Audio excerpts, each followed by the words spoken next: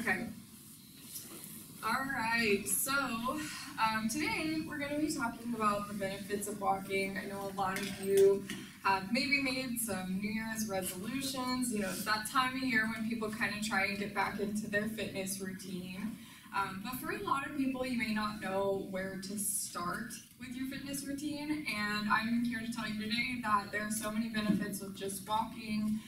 That's a good place to start, I think, for a lot of people, is just increasing their steps that they get per day and burning some extra calories that day. So the first benefit I want to talk about has a little bit more to do with mental health. There's plenty of physical benefits as well that we'll get into, but there's also some mental health benefits for exercise as well, and specifically walking. It helps you to reduce stress, cheers you up, so improves your mood, and then also can help you increase your self-esteem as well. It improves your mood by releasing endorphins when you exercise. It's called a runner's high. If you've ever noticed before, like if you've been feeling very stressed and then you're like, okay, I need to take a break, I need to go for a walk. Chances are you're gonna feel a lot more relaxed and have an improved mood when you're done. And that's typically due to your body producing those endorphins and allowing yourself to relax, because our bodies are made to exercise. So we are made to be physically active and have those endorphins there to relax us.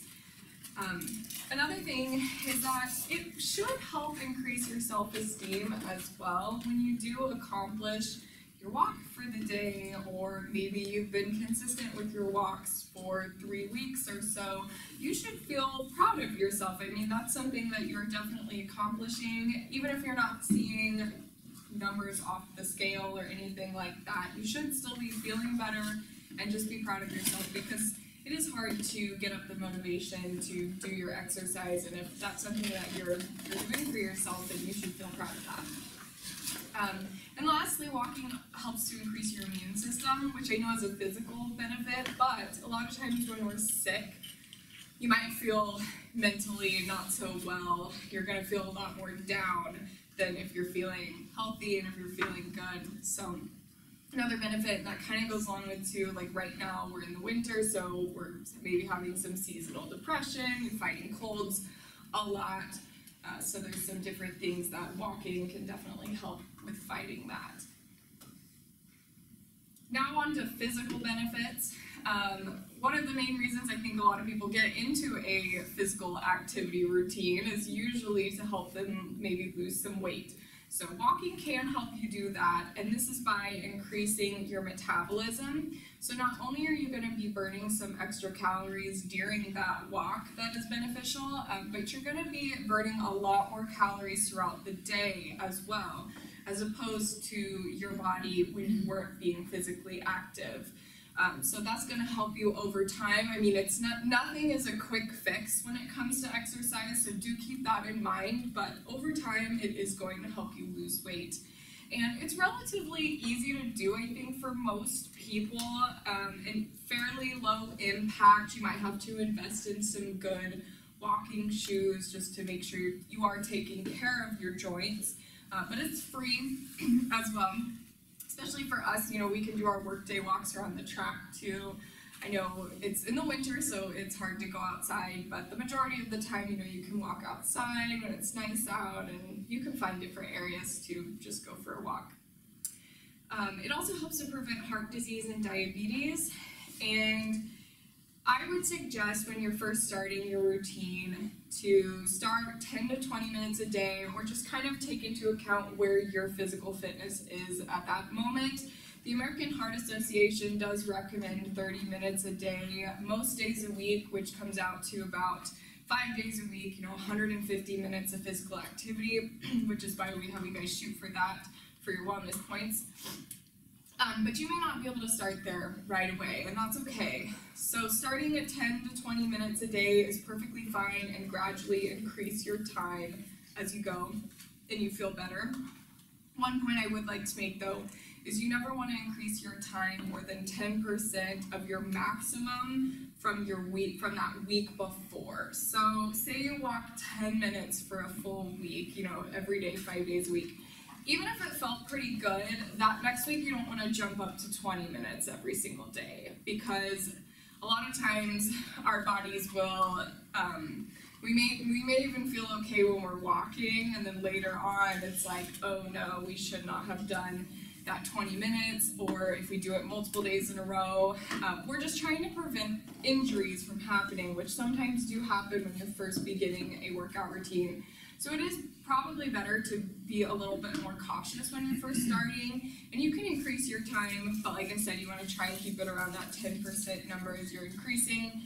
And think of it as the long haul. You know, if you're really trying to become an exerciser, be consistent with your exercise, you know, think about where you want to be 6 months from now, and not just like in the next few weeks. So, more physical benefits is it helps to lower your blood pressure, improves your sleep, and energizes you. It lowers your blood pressure by strengthening our heart. So our heart is a muscle, and like every other muscle in our body, in order to strengthen it, we have to use it. So that's why where physical activity comes into play.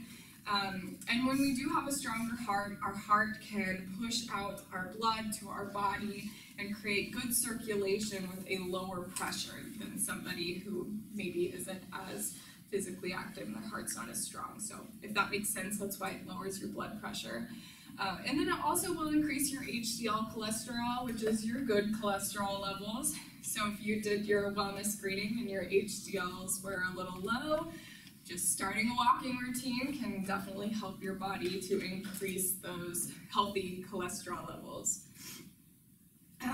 Regular walkers tend to have fewer heart attacks, strokes, and decreased risk for cancer. And then lastly, it's going to help to energize you. Even when you're awake, you should feel like you have more natural energy, you know, without the caffeine that helps give you energy.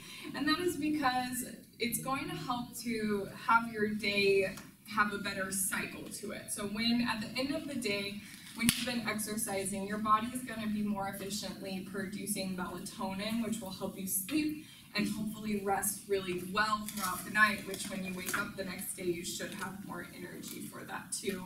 And sometimes just going for a walk, it helps increase your heart rate and stuff for a little bit, get you a little bit more active, and it can wake you up too if you are especially tired that day. Doing a little bit of exercise will give you some more energy. And then it can also provide some social time, so we're kind of back to that mental health aspect, but I would suggest if you're not someone who, some people prefer to exercise by themselves, but if you're not someone who wants to do that, I would suggest trying to find a friend that maybe wants to start exercising as well, or somebody that already does and they can help you stay motivated to starting your walking routine. And it's really going to make your workout feel easier and go by a lot faster if you're able to chat with somebody during your exercise. It's also going to hopefully help you look forward to walking and exercising a little bit more than if you're just doing it by yourself.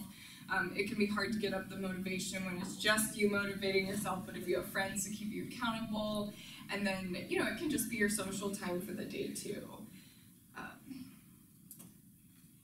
And then lastly, it's going to help you reduce your snack cravings, which I think is a big one for people as well. So it's kind of back to the losing weight aspect of it. This will very much help you. We often tend to crave foods that are not so good for us. They're usually very salty, fried, fatty, or sweet.